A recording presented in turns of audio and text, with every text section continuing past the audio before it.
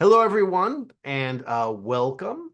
I am those of you who don't know me. I'm Dr. Richard Scott Noakes, and I'm here today with the Honorable Julius Bamuturaki. And so do a little let me do a little table setting before we begin.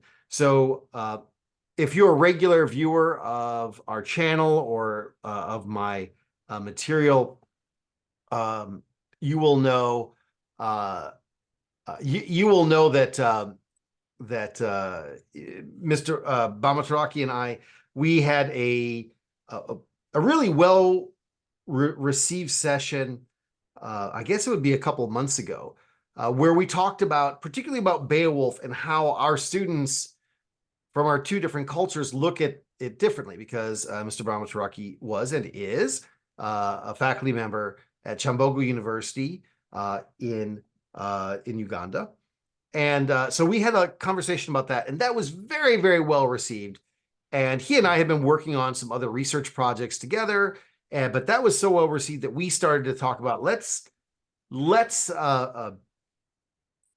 change. Let's do a series on this.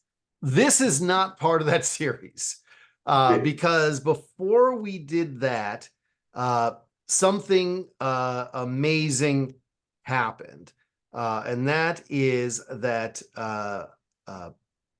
Bamuturaki is now the Honorable Minister Bamuturaki. And so do you want to tell us a little bit about, Honorable Minister, tell us a little bit about what suddenly happened, and what your new role is? Yeah, thank you so much, Professor. As always, very grateful to have this conversation with you. Story is very interesting, and I appreciate your time and recognition to have this done. So, as you rightly introduced me, I am faculty in the Department of Literature and Film Studies, Kyambogo University here. But I am a teacher. That's my industry, is teaching. But I also come from a place where culture setup is very highly revered. And so, some 2 weeks ago, I got to most extraordinary gracious call from home. There is a culture institution there called Obudhingiya Bwamba. It's found in Obudhingiya district, Western Uganda. So there had been a cabinet reshuffle in the kingdom, and I was lucky. I was among the ministers appointed. So my ministry is the Minister for ICT, Research, and Documentation. And I think in the due course, I'm sure Scott is going to ask me maybe the roles and responsibilities that entails that position. But for now, that's all I can say. Minister of Research, ICT, and Documentation. That's the ministry. Thank you. Well, it was really a big surprise to me that now I get to call you the Honorable Minister when I address you. So one thing, just to pull back the curtain here a little bit, as regular viewers will know, I often will ask questions of people I interview, and I know the answers to these questions. These are really more for the viewer, as I'm acting as their surrogate. In this case, I know probably 5% of what you're going to say. The other 95% is going to be a great mystery to me. So let's start with the very simple thing about your. Let's start big. Okay. I'm watching this. I know Uganda is a country, and I've never heard of this Kingdom of Bwamba. How can there be a kingdom inside another country? How does this work? If I'm not from Africa, I don't quite understand how all this works. So explain to me, how is there a kingdom inside Uganda? Are there other kingdoms? How does all that function? Yeah, thank you so much. Now, you realize that before colonialism, for example, I think before 1884, Africa was predominantly under kingdoms empires, and chiefdoms. And I think the model of democracy, especially on the Western model, is simply a recent thing. We probably got into that in 1962, when Uganda was declared a republic. It got its independence from the British. And then what's important for us to note here is that the first president of the country was actually one of the kings, one of the cultural institutions. So Sir Edward Kawaka Tessa Frederick I, the then king of Ghana Kingdom. And the prime minister, I think, who had now the executive powers was then Dr. Milton Obote. So I think the office of the presidents by then was merely a ceremonial one. So the executive powers was held and vested in the office of the prime minister. It looks like because of the rough position that Uganda as a kingdom had in the history of Uganda, the prime minister, the executive head of the government, I think felt there was a parallel power center. And so there were clashes between the Kawaka and the prime minister, and the Kawaka was deposed and subsequently sent to exile in London, from where, of course, he died, and his remains, I think, were brought back by the next president, Idi Amin Dada. And in 1967, Prime Minister Apollo Obote decided to abolish kingdoms in the country. Now, there were, of course, a series of political conflicts in Uganda within that time, and the current president, His Excellency Yoweri Kaguta Museveni, in his 6-year bush war against the then governments, one of his pledges was that he would restore cultural institutions or kingdoms if we got power. And true to his pledge, when he became president, he decided to restore all those kingdoms, including allowing people who wanted to form their own cultural institutions or kingdoms to have one. So the history of kingdoms is well documented in this country. I think kingdoms, the government looks at kings and kingdoms as sort of like agents of societal transformation and development. And so they don't have the parallel powers like was previously the case when Obote was president, and then Kawaka, Sir Edward Frederick Mutesa was the king of Uganda. I think the kingdoms work hand in hand with the government to ensure that there is development in the country, and also kings and kingdoms are at the forefront of cultural preservation, because we are a multicultural, multi-ethnic, and multilingual nation. And so kingdoms are very important. And also, they don't cause any power run wars. Of course, there are instances where sometimes maybe that's the case, but predominantly, they do what they do call cultural aspects of leadership and governance. So that's how we end up with a republic, but also with so many cultural institutions under kings and chiefdoms. So if I'm to draw an analogy, and correct me if this sounds wrong to you. So in the United States, because of the church, by which I mean not a single church, but sort of religion generally, has a kind of special place where, for example, it's often free from certain kinds of taxation. There are certain ways in which either sometimes under law or often more culturally, governmental figures are very hesitant to interfere, I suppose, with the church and vice versa. And so although the church has no actual political power, it has a great deal of cultural power, and that, someone's association with the church, or the role that churches play in forming the culture, is something that governments try not to control and also cannot ignore. Does that sound about right in this case? Yeah, that's very correct. For example, I know culture institutions are exempted from paying taxes, for instance, in their works and programs, and they are predominantly supported by government because the current government does not see them as parallel centers of power, politics especially, but they work hand in hand. They feel like culture institutions are the best agents to steer community transformation and development. And so, but there are regulations, of course.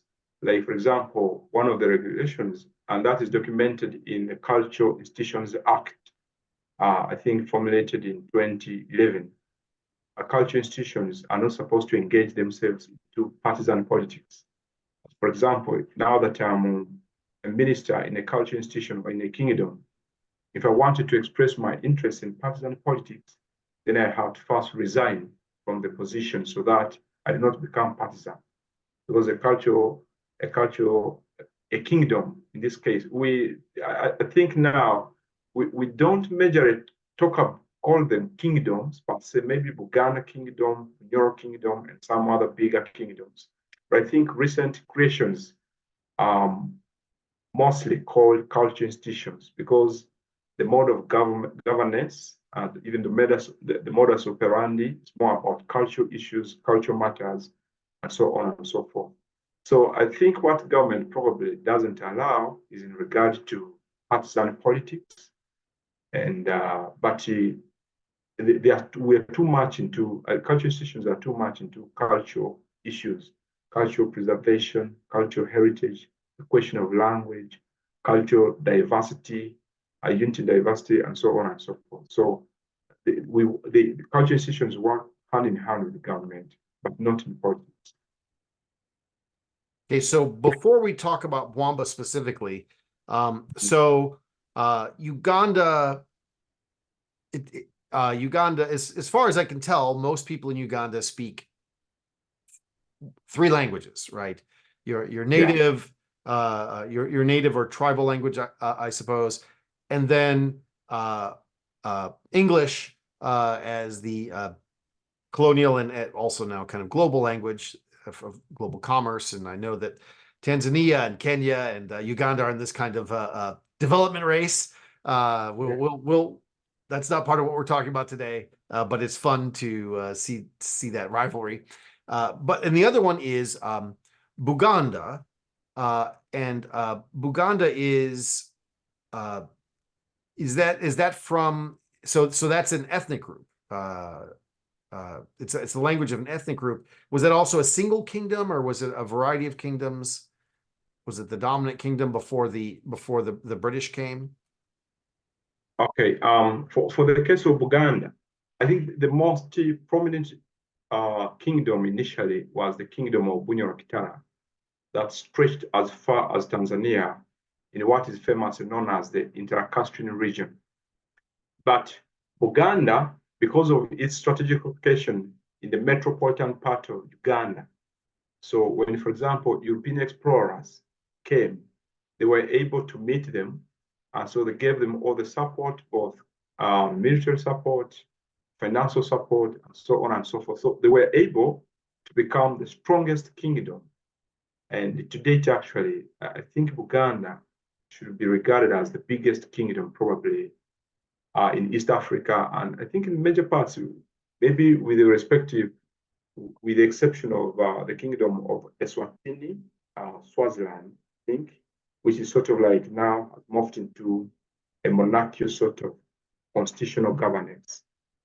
But Buganda's lofty position in the cultural setup of Uganda is because of its strategic location, especially at the time of European imperialism in Africa and in Uganda specifically, and how they were able to bargain, to forge alliances. But traditionally, Uganda is for the Baganda. So there is an ethnic group called the Baganda people. They speak Uganda as a language, and I think they are a big ethnic group in Uganda.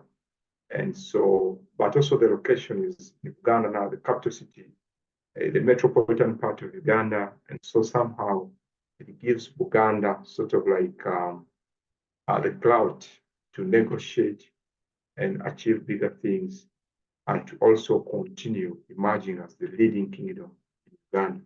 So, but it's not for every person. The only thing I know about them is that the Baganda are tolerant people. So they are welcoming, they are warm. If you sort of like learn the language, if you also have money, they give you land. So they even also encourage intermarriages. So they are sweet people to work with. And that's why we all revere. Like for me, where I work here in Kampala, it's in Buganda land. Yeah, so we interact with the Baganda. Most of the students are Baganda, of course, for other students from many parts of Uganda. But the dominant population here is Buganda because we're in Buganda region. So it's Buganda Kingdom was initially, I think it's for the Baganda people.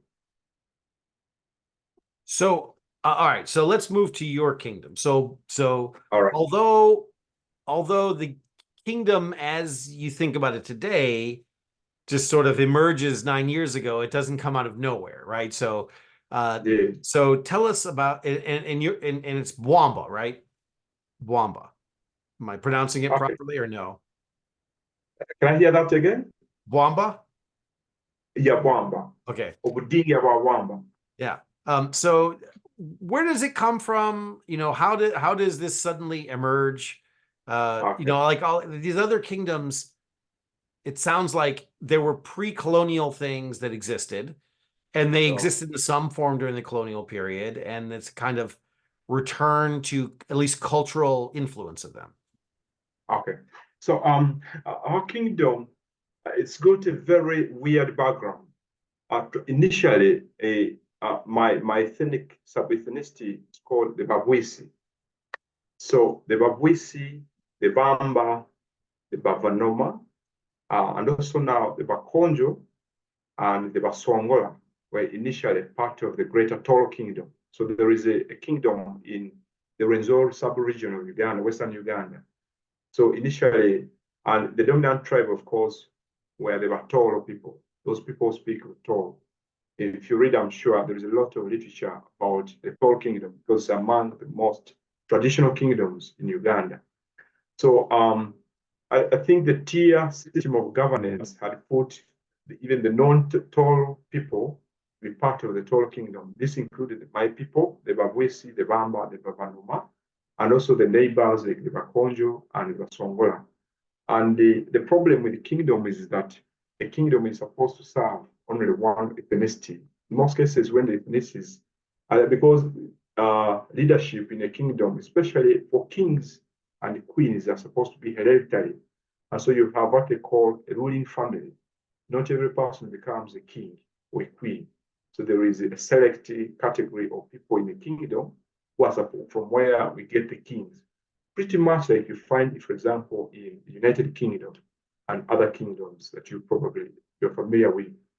Now, I think what history has is that the Batol people sort of like practiced a bit of discrimination. They did not give the same benefits. These are the tribes that were not Batol. And so between 1962 to 1982, that's pretty long period of almost 20 years. The Babwisi, Bamba, and the Bakonjo, and I think the Basongola decided to protest against their apparent marginalization within Toro Kingdom. And so they started what is called a rebellion. It's called the Rwenzori movement. And from there, so the marginalized, the apparent marginalized tribes, the Babwisi, Bamba, Basongola, and the Bakonjo, decided to fight against this so-called marginalization from Toro Kingdom. And I think the then president, at some point, it's called, I think it was so bad, people were dying, to the extent that the central government had to come in and then came and decreed that the Bamba, Babwisi, and the Bakonjo should not be part of the Toro Kingdom. So they got some bit of autonomy. Now, for us, we are the Babwisi and the Bamba and Babanoma were sent to the other part of Semliki. There is a river called Semliki, that region, which now is present day in the Visual district, where Bwamba was the major town. And that's actually the county. We produce a member of parliament who goes to represent us in the national parliamentary legislation. And so when we were told to be out of the whole kingdom, I think the Bwamba and the Babanoma did not want to continue with cultural institutions and kingdoms, especially. But I think the Bakonjo had ambitions of also establishing a cultural institution. So for them, actually, in 2009, they were recognized. There's a cultural institution called the Obudhingiya Bwamba, which is, I think, the kingdom of the Bakonjo people. In Kasese, that's where the headquarters are. But because there was a cultural vacuum of a cultural institution in the Bundibugyo, now there were Konjo, because they also were Konjo in the Bundibugyo district, and there are quite a number of them. So the king wanted to extend his territorial ambitions to Bundibugyo, and also to include even the Bwamba and Babanoma to be part of the Obudhingiya rule. I think the elders of the Bwamba and Babanoma saw that that was going to be very bad, because a cultural institution is supposed to, for example, protect the very cultural aspirations of that particular community. And as much as we've lived together, the Bwamba and Bakonjo, I think we have some differences in terms of how we go about culture and so on and so forth. And so the only remedy now was to sort of like form our own culture institution, so that we are in our own culture institution, not in other people's culture institution. Because the background was that if you enter into a culture institution where you can't even produce a king or a leader, then you will always be marginalized, as was the case in Tall Kingdom. So now there was a formation of a movement called the Bwamba Elders Forum Association, called BEDA. And the struggles and the agitation for a kingdom started. And for us, we were lucky. Within no time, I think the agitation started around 20, I think around 20, in the later, sorry, around 2010 there, the agitations for forming a culture institution or a kingdom started. And in 2015, we were lucky. So we are recognized. Obudhingiya Bwamba was formed, and the government recognized it. The first cultural leader, His Highness Martin Ayongi Kamia, the first king, was installed, and the cultural institution is now there a decade in existence. So that's how we form. We're sort of like, it looks like it's in an area where you have to struggle for your survival, then you are mandated to also strategize on how you exist. So some bizarre forces, I think, sort of like gave way to the formation of the Obudhingiya Bwamba cultural institution of the kingdom, and mostly from the dictates of the previous bad experience from the Tall Kingdom, but also I think the ambition of the king or the Bakonjo to extend his territorial leadership to even the Bundibugyo district, where the majority were Bwamba and Babanoma, not the other country. And so that's how we came up with a culture institution.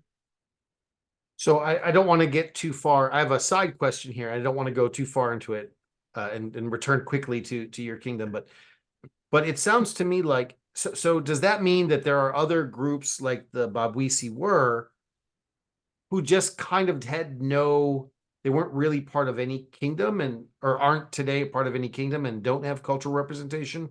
Or is everyone part of some kingdom, but they're so marginalized that no one pays attention to them?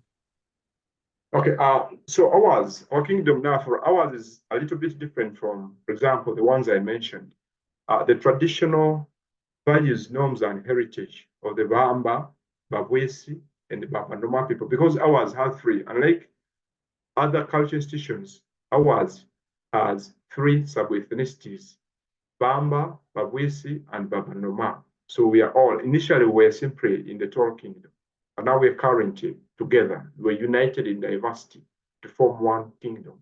In our setup, actually, the king now currently is a Mwesi.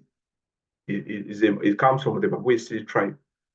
But the prime minister, and that's yours, right? yeah, that's mine. Okay, yeah. So okay. the prime minister is a Mwamba, and the second the deputy prime minister is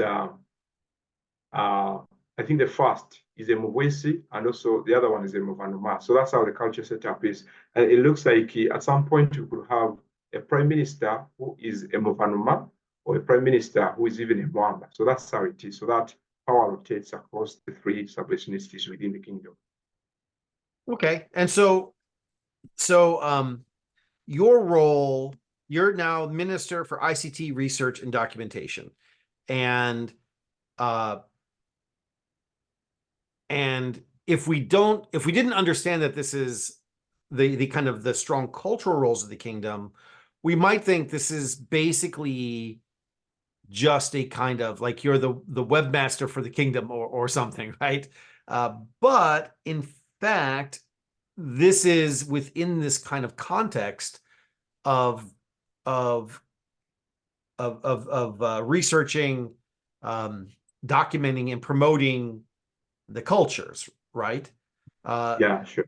Yeah, and so and I know we've had some conversations about just exactly where your docket is in terms of your job, and I do think probably too, as you're working this out,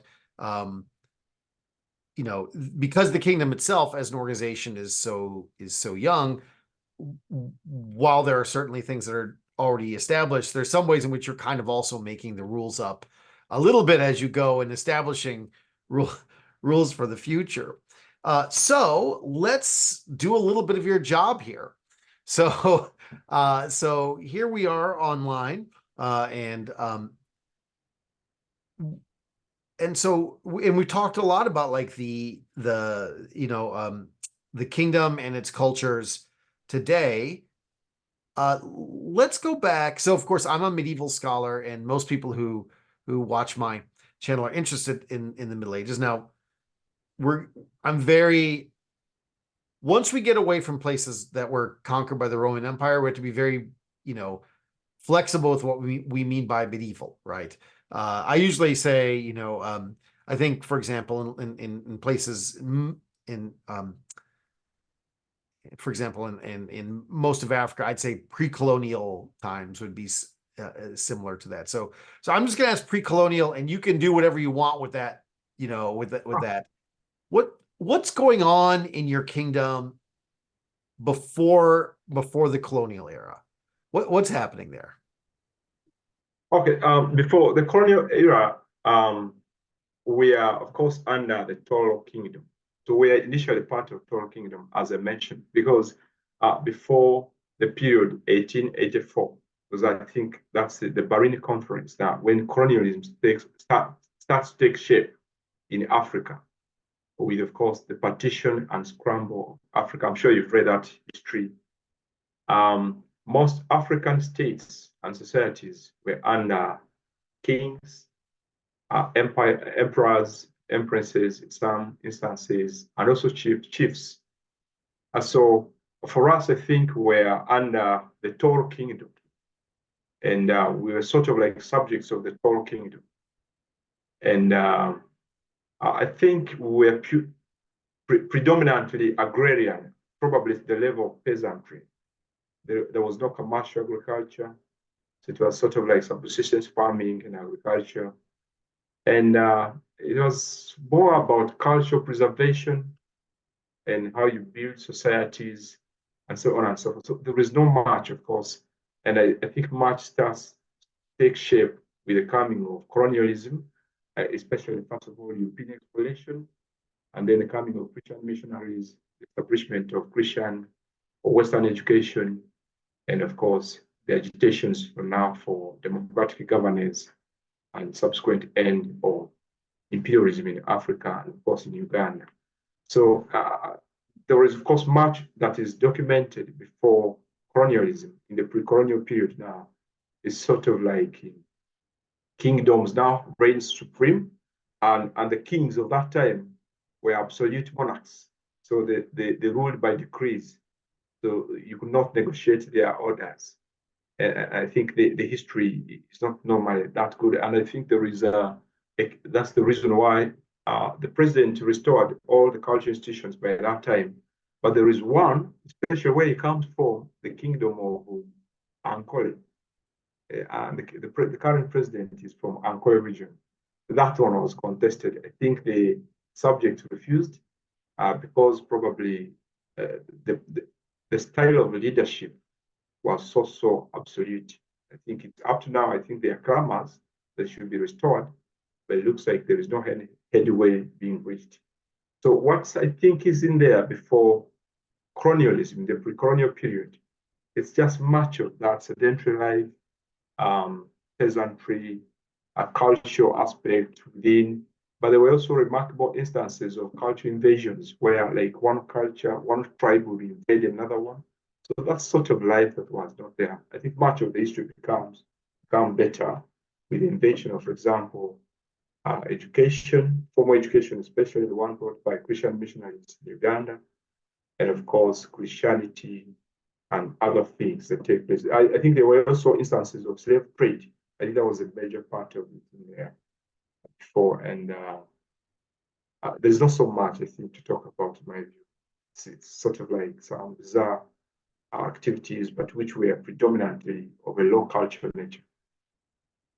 So, when I said the colonial period, I was kind of vaguely in this way that we talk, global geopolitics about European colonial period. But it sounds to me like the Bwamba Kingdom, before the coming of the European,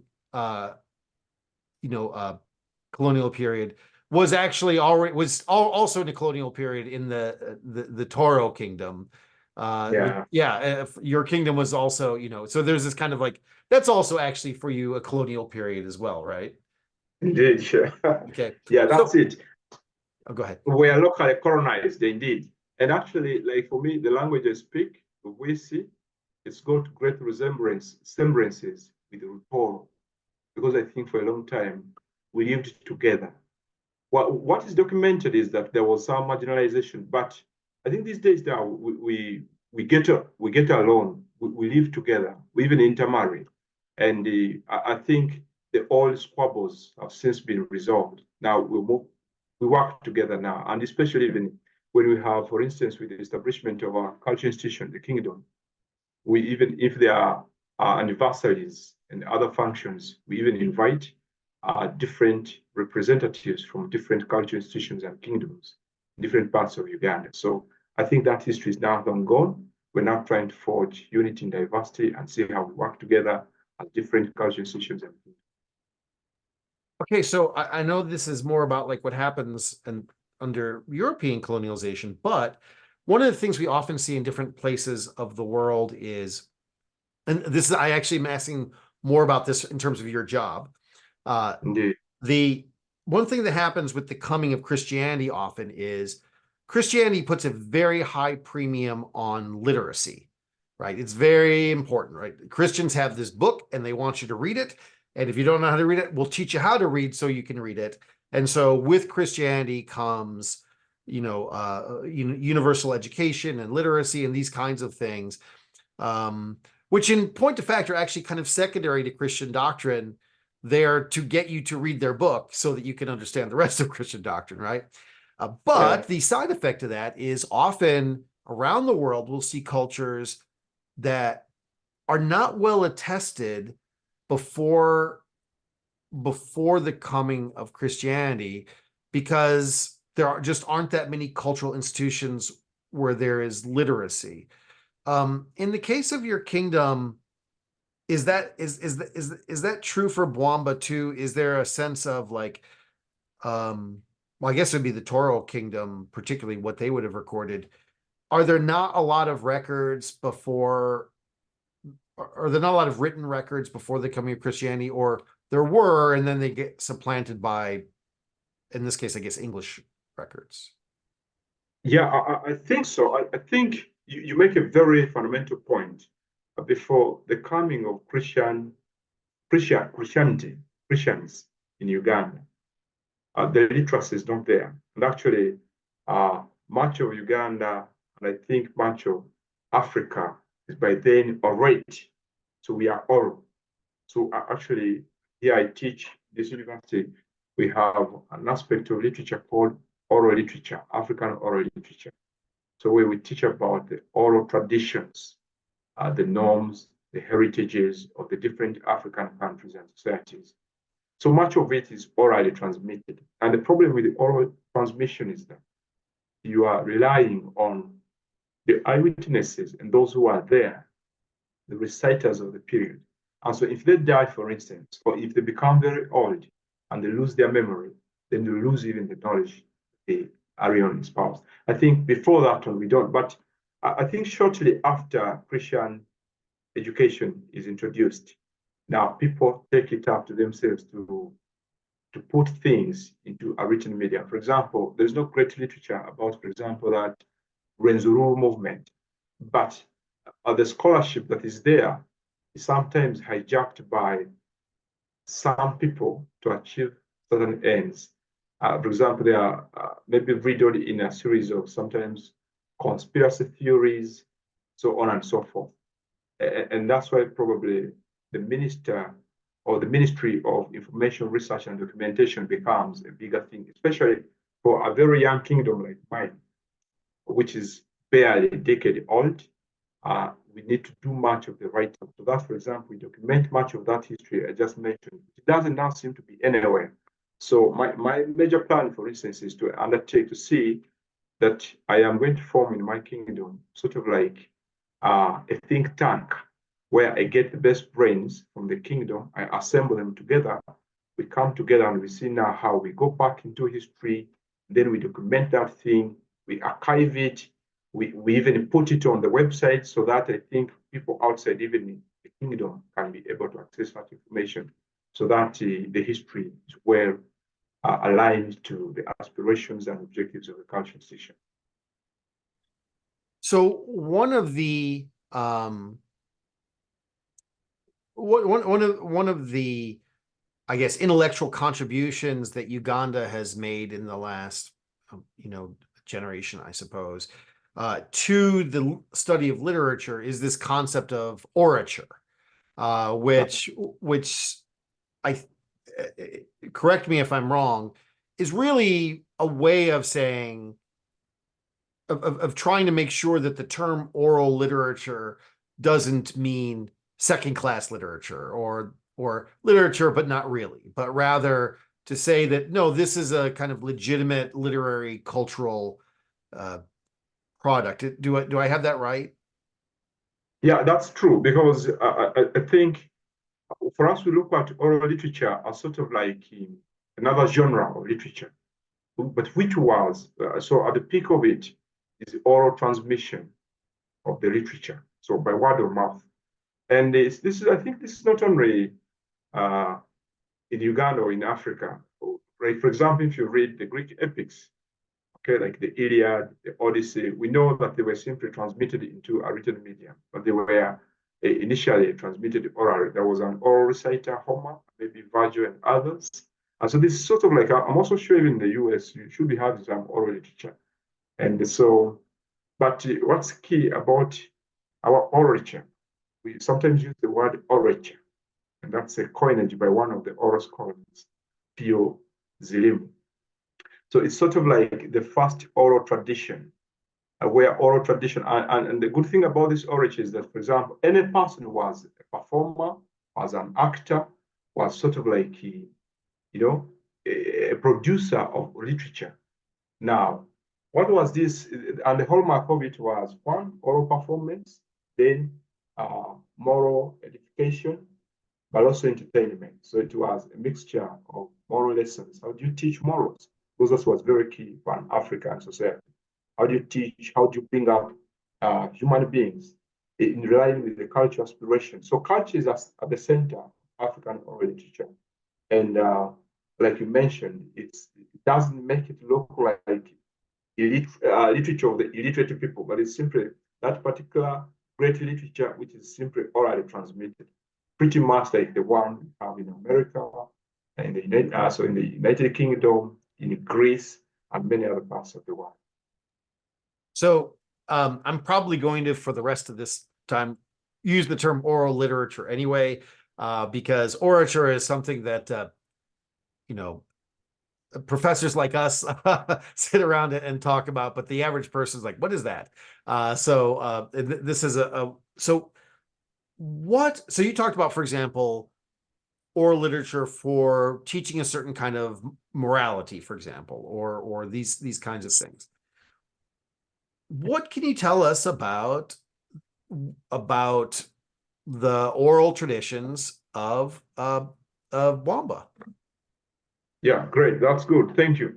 Now, I think part of the roles and responsibilities of culture institutions and indeed kingdoms in Uganda specifically, and with respect, of course, to Obudhingiya Bwamba, a culture institution kingdom, is that we become sort of like the preservers of the cultural heritage of the societies mentioned. And I'm talking about three of them: the Bamba, the Bawisi, and the Babanoma. Any other culture institution or kingdom, that's actually the major responsibility of a kingdom in Uganda here. So some of them, I think there are quite many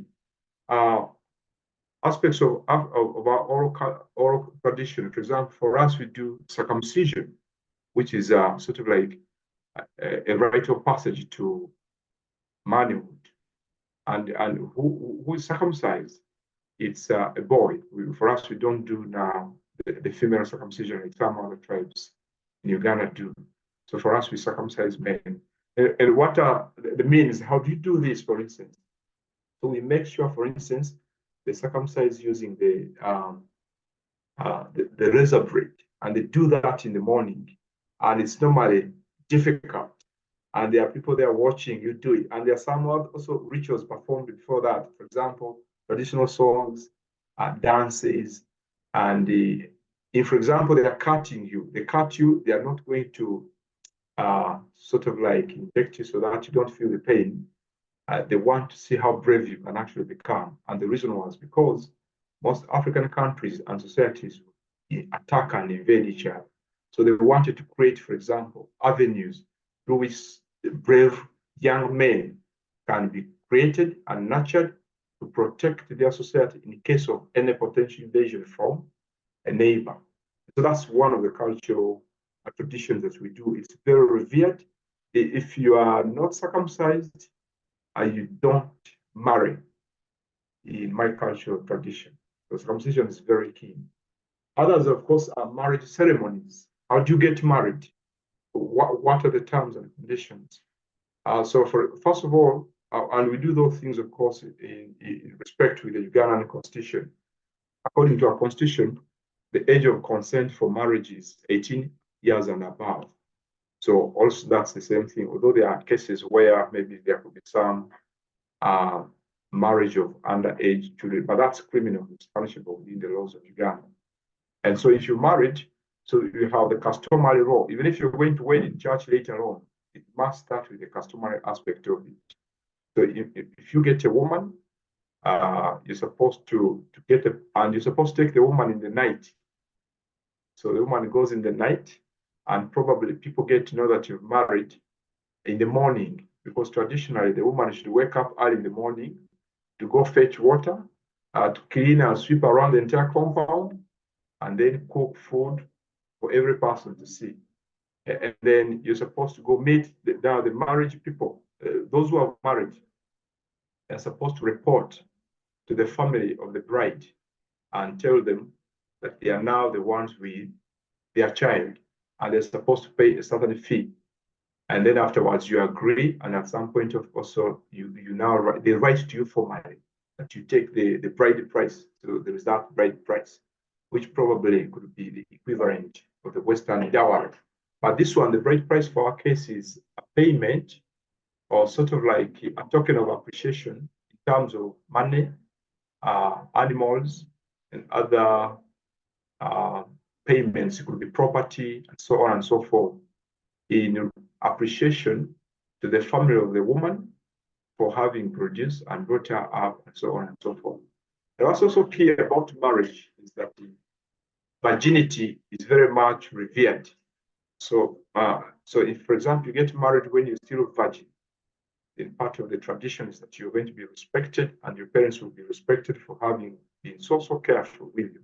So, marriage is another cultural aspect that we so much revere. And then, of course, we have aspects of traditional dance, music, traditional poetry, which now becomes the traditional literature. This includes proverbs, folk tales, traditional poetry, lullabies, and so on and so forth. And also games, like board games. Okay, so we have, for example, board games that include, for example, at the time when you are free from work, because our traditional setup is such communal. So there are instances, for example, when you're just supposed to be together, you're free from work, and then you engage in some board games. So you play those. So those are also part of the cultural heritage that we have. Now, the problem with that is that the challenge now those traditional aspects face is the increasing modernity, the movement, the globalization aspect, and sometimes some Western influences where region as well, like Christianity, all those ones somehow impacted. But I think now what's happening is that you practice your religion, especially Christianity, but without necessarily becoming a rebel to your cultural background. So those are part of what the cultural institutions do, and that's what essentially we do in Obudhingiya one cultural institution. Are there, so in terms of the literature, the oral literature, so some oral traditions develop cultural heroes, like Sinbad, or to think of some, Cuchulainn, or some these ones that some have become famous around the world, but most are kind of locally famous, So the cultural heroes, like for example, in America, Paul Bunyan and John Henry. I find that most people outside of America have never heard of them. Most American children have, right? Are there these kind of whether they existed historically or not, does the kingdom have these kind of heroes that promote virtue among girls in the stories, or bravery among boys in the stories that they hear? Yeah, we do have them, and right from the culture center, there were heroes. Some of them mythical figures, and but also normal human beings, because at the center of it was making, especially male human beings of the society, to become brave. So we have sort of like what you would call legendary heroes. For example, the current king is an army man, is a soldier at the rank of now lieutenant colonel. And the reason why, even when he was not part of the struggles for the agitation of the kingdom, he was every person's choice, because one, the king, his dad had played a very big role in fighting for the autonomy of the Bwamba and the Babandoma, for the total marginalization. And so we've always seen him, his dad, his father was called Yeremia Kawamara. He's a hero, he's our local hero. So we always remember him. If there is something there, we always reminded of the bravery, of the adventures that they did, of their selflessness to save us from marginalization, and so on and so forth. But there are also some mythical heroes. Those are normally in our local traditions. For example, the ones we get in the folklore part of it. Some of them have animalistic aspects, like they will talk about how maybe a certain big animal, like an elephant. Now, if you realize in the emblem of our cultural tradition, there is, for example, an elephant in there, and the king is also given the epithet of the elephant. In my local language, it's called Bwamba. meaning the elephant of Bwamba. And of course, the elephant, you know how heroic it is. It's the king of the jungle. And so we know that if you make the king elephant-like, then that means he has the capacity to stand firm and defend the community in terms of, for example, you're the most toughest of turmoils and adversity. So we have those heroes and we celebrate them. But I think maybe the point of departure is that these are also constitutional kings. So they are no longer obsolete like the previous kings were supposed to be. They're even Christians. So, for example, when you are crowning them kings, I think you based on their religious aspirations. So, for example, the current king, I think, is an Anglican. So it's from Church of Uganda. So on his coronation, the bishop was there. The one actually presided over that. So these are sort of like no longer absolute like it used to be previously, but these are now constitutional monarchs and giving guidance. They're also heroes. And so the king is also a hero. So I want to be respectful of your time. I know you've got a lot on your plate. You have this new docket as a cabinet minister, and also you're still carrying on your full duties as a faculty member there at Kyambogo. So I just want to give you an opportunity. What's one thing that you would like people to take away about the cultural history of the kingdom? I know your job is going to be to do more than one thing for sure, but just what's one thing that you just hope that if they don't remember anything else, if they kind of have a vague sense, there's this one story, or this one hero, this one moment in history, or this one myth. What's one thing that you would love for the viewers to take away from, to go away from? Yes. Okay. I think what I would love is that when we talk about culture institutions, I think we are maybe the biggest danger is for us to think that maybe this is something that sort of like undermines democracy, governance, and rule of law. What I just want the viewers probably to remember is that these are constitutional leaders. And so they are at the center of, for example, cultural preservation, but also steering development and transformation of their societies. So cultural institutions, if well supported and if well directed, if they stand, because they normally they have constitutions. For example, for us, even we have a constitution. Whatever we do is within the constitution. There are also instances, for example, where the king can be held to account. So I think this, what I would think is that kingdoms, especially in their current statuses, they actually have the capacity and the mandate to play a key role in steering community transformation in our varied societies. And part of that is, in as much as we now live in a global society, I think it's very bad to forget our local roots. And so we need to keep track of our culture traditions. And maybe if we respect that, then the global aspect of us will be very okay. So I really think that culture institutions have a key role to play in contemporary, including even in global transformation and development. All right. Well, I want to thank you for your time. We haven't quite shelved our plans for a series about medieval literature, but you have a lot on your plate. So we'll see. We can't make any promises to the viewers. We'll see if that will still happen. It may not. I think we will still intend for it to, but maybe life might get in the way. But I want to thank you for your time. This has been the Honorable Minister for ICT Research and Documentation for the Kingdom of Bwamba, my friend and a colleague, Julius Bamuturaki. Thank you so much for joining me today. Thank you so much, Doctor, Prof, for having me.